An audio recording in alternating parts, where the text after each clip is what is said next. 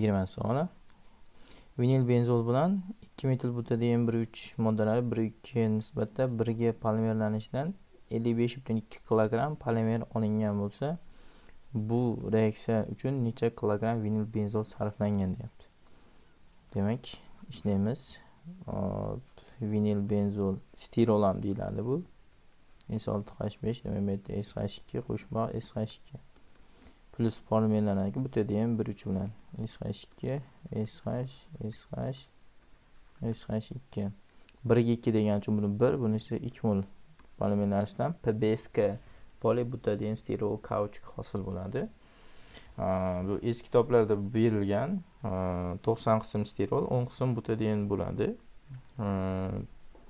Bu degani issiqlikka chidamli bo'lgan mahsulot hosil bo'ladi. Demak, yozadigan bo'lsak, PBSK hosil bo'ladi. Xullas, mana shu yerda polimer modda hosil bo'ladi. 1 ga 2. Mayli, buni yozmay qo'ying. Bizga buni so'ramayapti-yu. Asosan 1 ga 2 ketibdi. Mana shu yerda hosil bo'ladigan polimer modda, ya'ni butadiyen 1,3 bilan stirol kauchukning umumiy polimer moddamiz 55 kilogram polimer olingan bo'libdi. Reaksiya uchun necha kilogram vinil benzol olib kelinganligini topishimiz kerak ekan.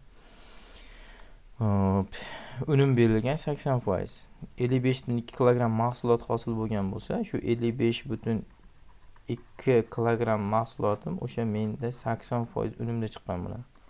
100%ni topib olish kerak bo'ladi. Ya'ni 100% hisob kitob qilganimizda qancha mahsulot, ya'ni bu yerdagi qancha 100% unumda qancha hosil bo'lish kerakligini topib ishlashimiz kerak bo'ladi.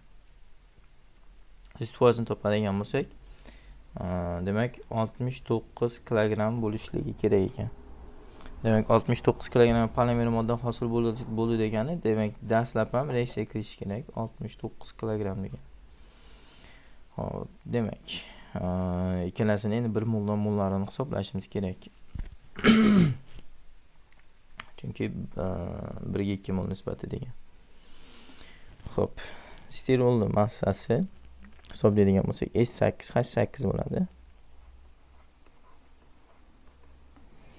Xo'p, 8 bilan 104 gram bo'ladi bu.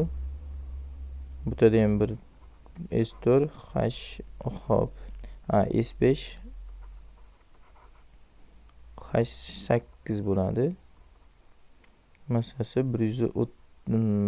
2 molniki 136 gram bo'ladi. Ikkalasini umumiysini qo'shsak 240 bo'ladi. 240 ham 69 ga teng ekan. Ya'ni 240x deb olsam mollari. Hop, o'shanda x ham kelib chiqadi 0,287 bo'lib chiqadi mol. Endi buni ko'paytirib qo'yaman. Vinil benzolning massasi 104 ga ko'paytirib qo'ysam, vinil benzolning massasi 29,9 gram bo'lib chiqadi.